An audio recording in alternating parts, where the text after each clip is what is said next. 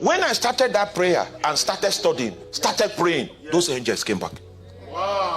So I saw that I backslid. But meanwhile, what we called it was promotion, was breakthrough. But while the number of the disciples did what? He multiplied.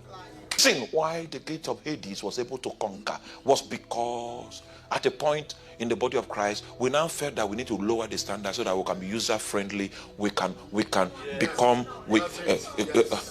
let us.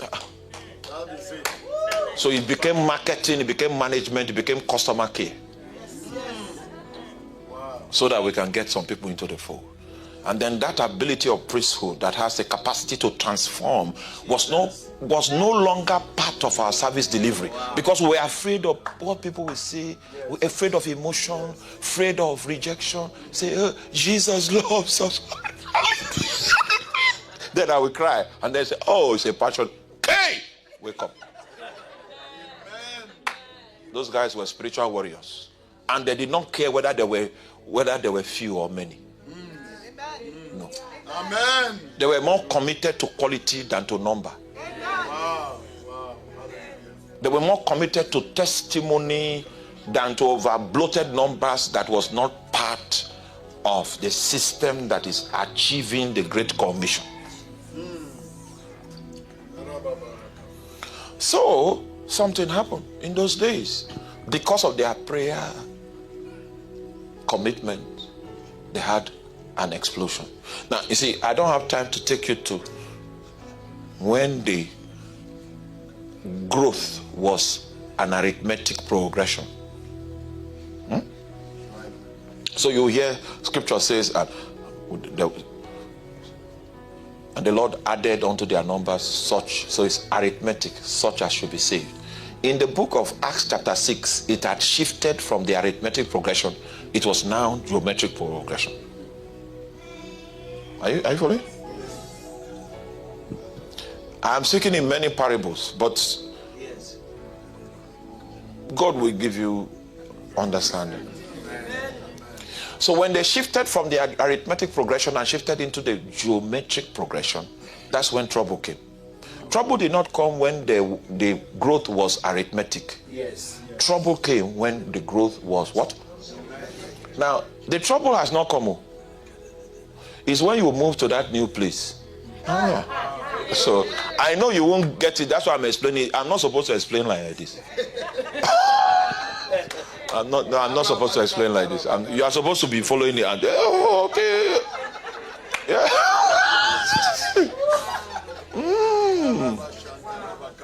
So when the number of the disciples multiplied, it was not even the number of the members that multiplies. Disciples. Disciples are the ones that come for weekly services, not the ones that just stop at Sunday.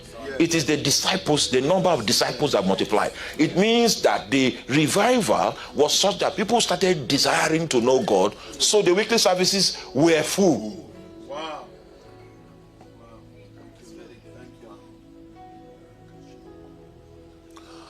But with this multiplication came a symptom, a strange symptom. You know, I told you that if we are dwelling together in unity, it is worthy to behold and it's also pleasant. But we have a manifestation here that is not any of the above. It's not good and it's not pleasant. It was a manifestation of murmuring, which means that there is division. It is when the murmuring started that we now knew that the membership of that congregation included Grecians and Hebrews. That fault line did not exist until murmuring.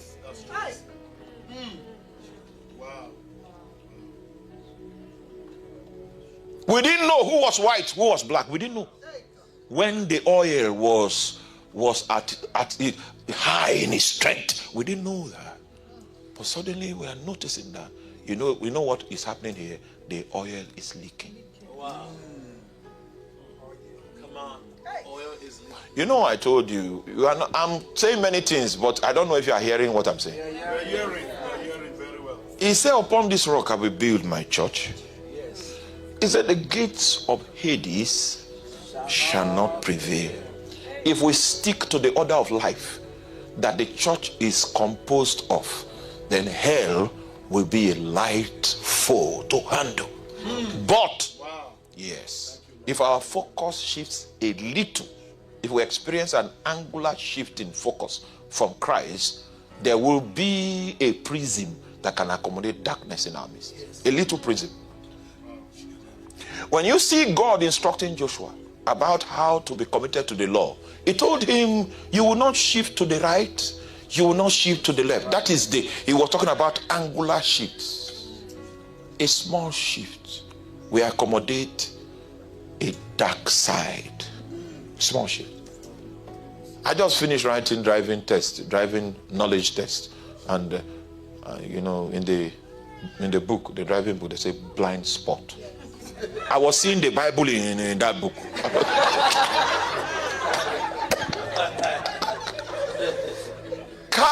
The scriptures have changed me. When I listen to news, it's the scriptures. I didn't know how I got here. Jesus Christ. Blind spot. Blind spots will come up when there are angular shifts. Just a little. A little. 17 degrees shift will create an obtuse angle at the back end. And Satan will be able to hide there.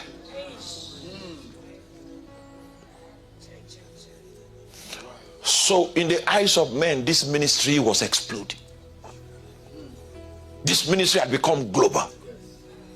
That's the next stop shop for revival. Everybody is hopping into the place. But with the growth is coming with a loss of something that the scriptures say we should behold. The times of great revivals were the same times of great deceptions. Yes. Wow. Because of the possibility of angular shifts. Okay. Let's not go too far. Let's start with your own life and my life. Let me show you my own life. We exploded in Nigeria. Many people have asked me to move to the big cities, but when I tell Jesus, he said, no. I want to preserve you from corruption. Yes. Stay in the village. Don't go to the big city. So it was in the village, the countryside, the place nobody want to go. That's where God gave us an unprecedented breakthrough. It still doesn't make sense till today. And we built a cathedral, 4,000. If we fill it up very well, 4-5. And as we built it, we started having overflow. A furniture company offered to furnish my office. And when they finished, it was wonderful. The only thing that I lacked to be a territorial preacher was a baritone voice. The only thing I had to work on was my baritone voice. Hallelujah. That's how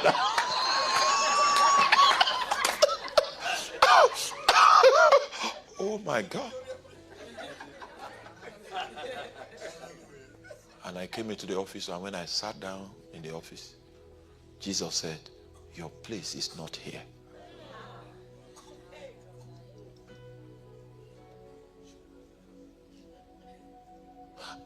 I just came to test the office so that I can go and bring my books and fill the shelf and then get ready for counseling and then get ready to be meeting kings and counseling kings.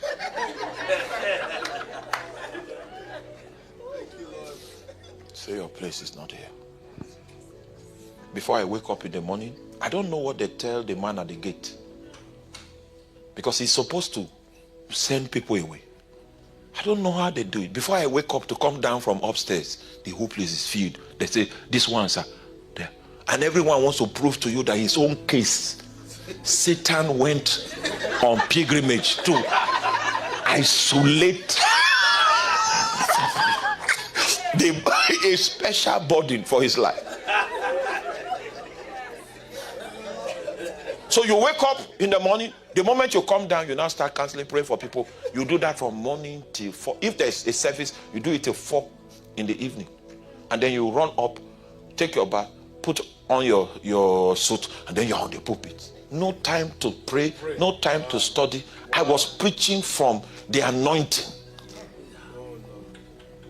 And people were saying, the angular shift. Are you there? You are not following me. The angular shift had taken place, but the anointing was strong.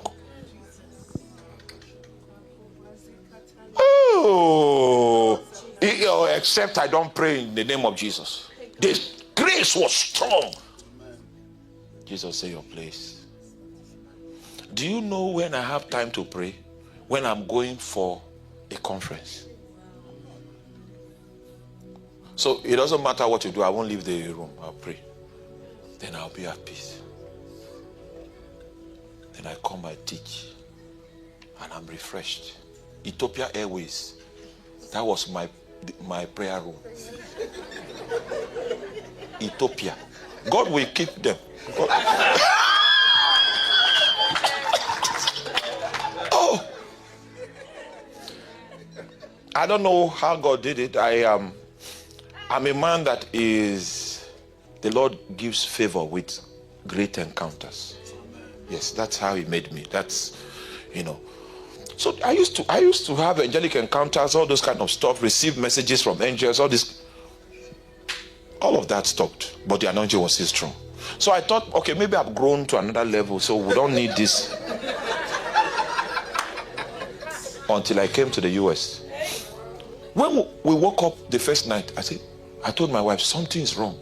You know what was wrong? There was nobody. That was the first time we were staying in one house as a family, just us, in our lives. If you come to my place, you will be disappointed. You will see people. All of them are inhabitants. Yes, sir. The first time in my life was when I came to America. Nobody came to visit. It's strange. I thought we were robbed.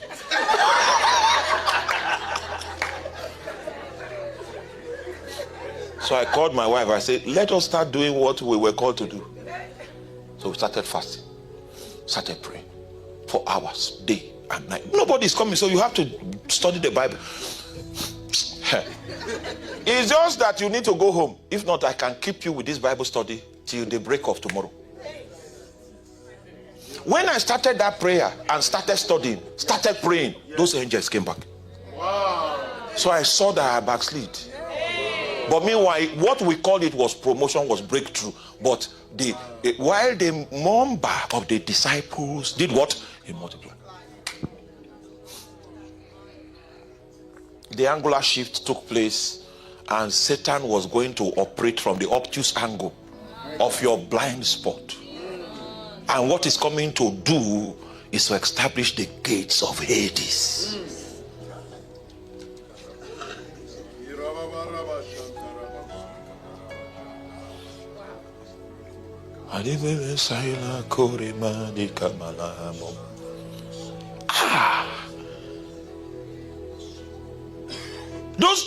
Those days before I became a popular preacher, those days when I studied the scripture, a time comes when the scripture begins to speak to me. And it's as if there's somebody in the room. When it becomes too intense, I leave the room because it's too intense. The scriptures, they speak to me. I lost that. When I came back to America, it has started again. And it's even better than what it was before. Yes, Lord. Thank you, Lord. So that's how I see what I see that I'm teaching. The things leap out. Amen. Amen. He's saying that if you stay focused on the Christ, his administration will become more intense on your life, more intense, more powerful on your life, and his administration will distract you away from distraction. Amen. Thank you, Lord. I say that from a scripture. You know, the Bible says that we are encompassed about with a great multitude of witnesses. It say, let us run with patience the race that is set before us, looking unto Jesus. That in the Greek, if you read it from the Greek, is looking away unto Jesus, not looking unto Jesus.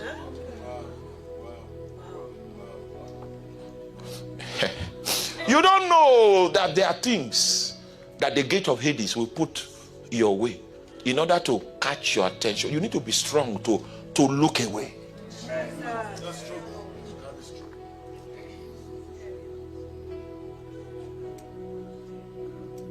Then I began again. That's why I couldn't come for the lunch. I didn't sleep yesterday. I was praying and the prayer couldn't end.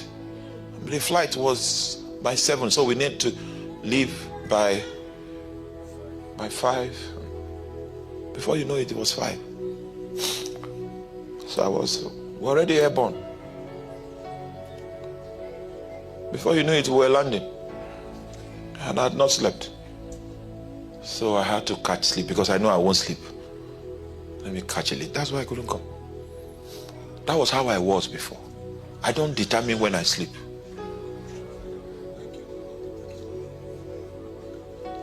Then my horn began to come back to me. If you have life, you will know it. If you have it, you will know it.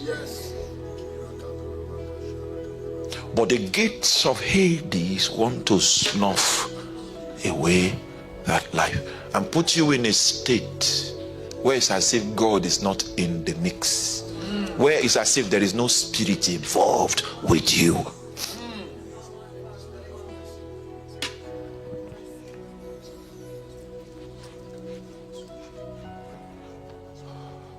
So the oil was leaking.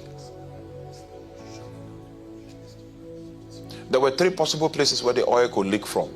It's either from the head, or from the beard, or from the skirts of the garment. So where is this one leaking from? Check your Bible and give me an answer.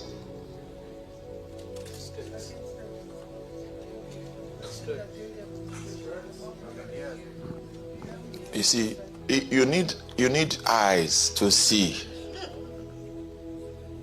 You know where you need to look at is look at the solution. The solution was a leadership gap. That's how the office of the diaconate, the deacons, that's how it was established, because there was a gap in the leadership formula to administer the issues that had crept up. The issues were legitimate, but the apostles already had their own designated assignment, which was the ministry of the word and prayer, and they can't add anything to it because it's full time. Wow. So it was from the beard that the problem. So the head cannot be wrong. Wow. The body, the followership is what the leadership, the direction, the chart that they follow. They're not so much of a problem. Most of the problem comes from when you see ministries die, it's the beard. When you see Satan, now he has a stronghold in the ministry. We have leaders that are okay. Let me not press you. Let's continue our Bible study. So now I can take you to the scripture I've been trying to take you to, the introductory scripture for this conference, which is Genesis chapter 6. Wow. My message begins with that scripture. Genesis chapter 6. Can you see the word multiply here too? Okay. This thing is a multiplication thing. That phase is where you entered. That phase is where you entered in the last conference. It is troublesome. It's a troublesome phase. If you master it, you finish strong.